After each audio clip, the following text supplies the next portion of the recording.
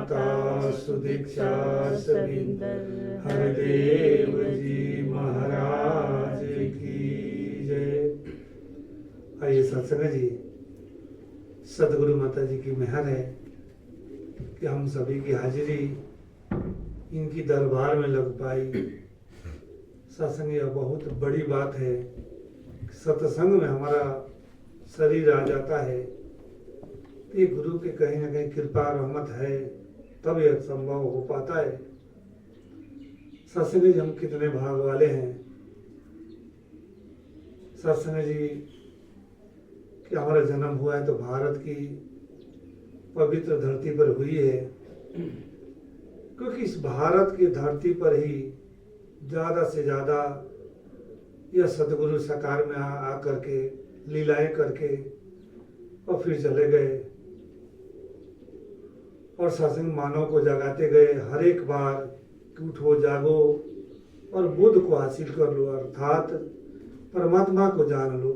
परमात्मा को जानने के बाद भक्ति शुरू कर लो, क्योंकि जब तक परमात्मा नहीं है तब तक भक्ति हो ही नहीं सकती है।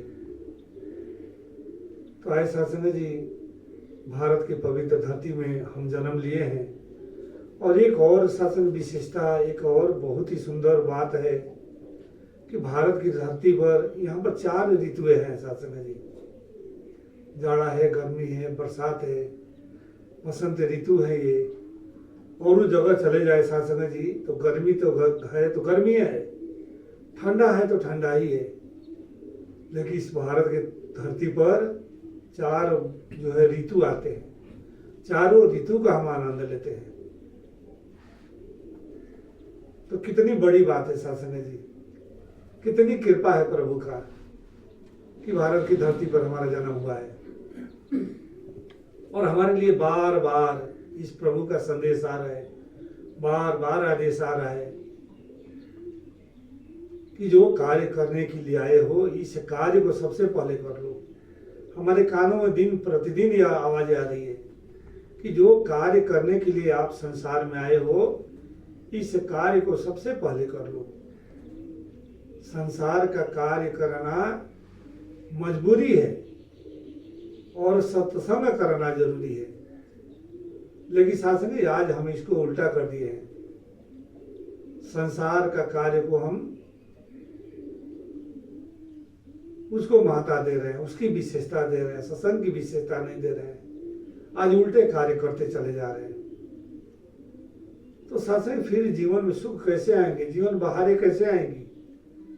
हमारी मंजिल कुछ और है और कुछ और करते चले जा रहे हैं, करते चले जा रहे हैं। तो जीवन में बहारें, जीवन में खुशियां नहीं आ पाएगी। सत्संग जी, हमारा रास्ता है सिलीगुड़ी जाने के लिए, यहाँ से साउथ होकर के, और सत्संग नॉर्थ की तरफ हम चले जाए तो चाइना हम पहुंच जाएंगे। सिलीगुड़ी की तरफ नहीं पहुंच पाएंगे क्योंकि मंजिल हमारी साउथ दिशा में है और नॉर्थ में हम चलते जा रहे हैं, चलते जा रहे हैं। तो सत्संग हम अपने मंजिल तक नहीं पहुंच पाएंगे। इसी तरह से सत्संग जी, आज प्रभु कुछ और है, हम कर कुछ और रहे, सेवा कुछ और है, कर कुछ और है। तो सत्संग बात नहीं बनेगी। इस पर हमें आत्म मंथन करना होगा, चिंतन करना होगा कि हम क्या कर रहे हैं। हमें दूसरे की बताने की जरूरत नहीं है, दूसरे से सुनने की जरूरत नहीं है। हम अपने आप आत्म मंथन कर सकते हैं। सत्संग में बातें हो रही थी कि सतगुरु का माया यह नाग है, डस लेता है। और सत्संग कबीर साहब ही इस बात को कहते हैं कि माया तो ठगनी भई, ठगत भिरे संसार। पूरे संसार को यह माया ठगती रहती है किसी न किसी रूप में। और सत्संग जहाँ तक बात आई सतगुरु की माया को, सतगुरु की माया भूल से भी सत्संग जी हम इधर उधर ना कर ले, क्योंकि सत्संग जी यह नाग है, डस लेता है। अब सतगुरु की माया, अब हम सोचेंगे कि सतगुरु तो दिल्ली में बैठे, उनकी माया को कैसे हम ठग सकते हैं। तो सत्संग सतगुरु अपना रूप संत महात्मा को दे दिए हैं अगर संत महात्मा से भी अगर माया लेकर वो माया को हम खा जाते हैं, भूल जाते हैं, तो वह माया दुखदाई हो जाती है, दुख देती है, सुख नहीं देती है। सत्संग एक बार किसी ने बाबा जी से बोले कि बाबा जी, जैसे हम रास्ते से चल रहे होते हैं, कोई संत महात्मा मिलते हैं, नमस्कार कर देते हैं, माया से नमस्कारी हो जाती है, उस माया को हम पॉकेट में रख लेते हैं, सोचते हैं कि चलो सत्संग भवन पर जाकर के इसको माया को पर्ची कटवा लेंगे। लेकिन किसी कारणवश हम इस बात को भूल जाते हैं और वो माया हमारे पॉकेट में रह जाता है। माया हम रसीद बुक नहीं कटवा पाते हैं, ध्यान से उतर जाता है, याद ही नहीं आता है। मेरा मन में ये भाव नहीं है कि महात्मा का माया हमने खाना है या खा लेंगे, भाव ये नहीं है। हमें भाव है कि इस माया को कटवा कर हमें रसीद बुक उन्हें रसीद दे देनी है।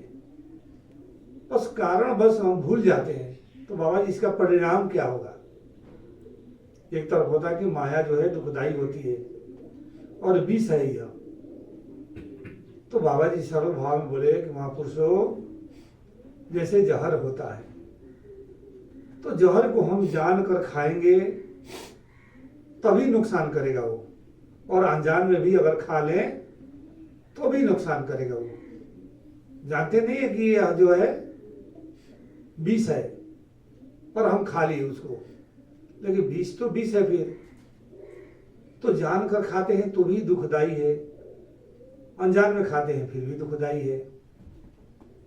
तो बचना हमें किसी तरह से नहीं है, क्योंकि वो विष है, विष का काम करेगा, अमृत का काम नहीं करेगा वो। तो आइए सत्संग जी, ये हमेशा हमें ध्यान रखना है, मंथन करना होगा, चिंतन करना होगा कि सदगुरु क्या कह रहे हैं, मैं क्या कर रहा हूँ, क्या करते चले जा रहा हूँ। सत्संग ऐसे ऐसे लोग हैं, महात्मा के कहते हैं हमारे इतना माया ये महात्मा खा गए, सुनकर के तरस आता है। रमेश भाई साहब आते हैं, कहते कई महात्माओं ने हमारी माया को खा गई,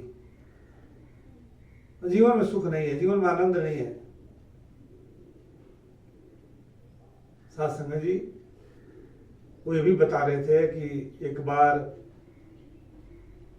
माया हमारा कहीं चला गया, महात्मा के ही पास चला गया। तो महात्मा के पास हमने अरदास की कि महात्मा जी, इस तरह से हमारे महात्मा माया ले लिए, हमारे माया को नहीं दे रहे। महात्मा से अरदास करते हैं कि आप चिंता मत करो, आप उनके लिए अरदास कर दो कि जो माया लिए है वो माया उनके लिए सुखदायी हो जाए, उनके जीवन में सुख आ जाए। और रही माया तुम्हारे पास से गई है, तो सतगुरु देनहार होता है, दाता होता है, ये जब चाहे दे सकता है, बस इसके कार्य में लगे रहो। तो फिर महात्मा कहे कि महाराज, आप बोलते हैं कि आप अरदास करो कि वो माया सुखदायी हो जाए, फिर एक तरफ कह रहे हैं, एक तरफ हम सुनते हैं कि ये माया विष है, तो फिर कैसे बात बनेगी? कहते हैं कि यह सतगुरु का कार्य है, ये सतगुरु की बात है, सतगुरु जाने क्या करना है नहीं करना है, बस हमें अरदास कर देना है कि सतगुरु आप कृपा करो। रही बात न्याय अन्याय, तो सतगुरु ने करना है। तो शासन कहने का भाव कि हमें ध्यान रहे, इस बातों को हमें ध्यान रखना है। शासन के बाबा अवतार सिंह जी एक बार बोलते थे कि महापुरुषों, आपको ब्रह्म का ज्ञान मिला है, परमात्मा का ज्ञान मिला है, तो फिर से आपको संसार में नहीं आना है, दोबारा आना नहीं है। और फिर एक तरफ कहते हैं कि आना पड़ेगा। तो महात्मा बोले कि महाराज, बाबा जी आप कह रहे हैं कि आपको ब्रह्म ज्ञान मिल गया है, आपको संसार में आना नहीं पड़ेगा, आपकी मोक्ष और मुक्ति हो गई, और फिर कह रहे हैं कि आना पड़ेगा। तो नहीं आना पड़ेगा इसलिए कि आपने परमात्मा को जान करके भक्ति की है, सेवा सत्संग सिमरन जीवन भर आपने की है, तो आपको नहीं आना है। और परमात्मा को ज्ञान लेने के बाद आप ठगी कर रहे हैं, एक दूसरे को माया लेकर के नहीं दे रहे हैं, उसको परेशान कर रहे हैं, तो माया चुकाने के लिए आपको फिर आना पड़ेगा, फिर से संसार में आना पड़ेगा, और फिर आकर के उस माया को चुकाना पड़ेगा। तो आप सोच लो कि आपको क्या करना है। आपके ऊपर है कि आपको क्या करना है। मोक्ष मुक्ति प्राप्त कर ले जाना है कि ताकि संसार में आकर के दुखों की सामना करना है। तो ऐसा संग हम आत्म मंथन करें, हम चिंतन करें कि जो भी कार्य कर रहे हैं इसमें क्या फायदा है, क्या लाभ है, क्या हानि है, सतगुरु हमसे क्या चाह रहे हैं, सतगुरु हमें क्या देना चाह रहे हैं। इस कार्य को करते चले जाए तो साथ में जो गुरु के वचन मान जाता है उसके जीवन में चार चांद लग जाता है, जीवन बाहर ही बाहर, आनंद ही आनंद आ जाता है।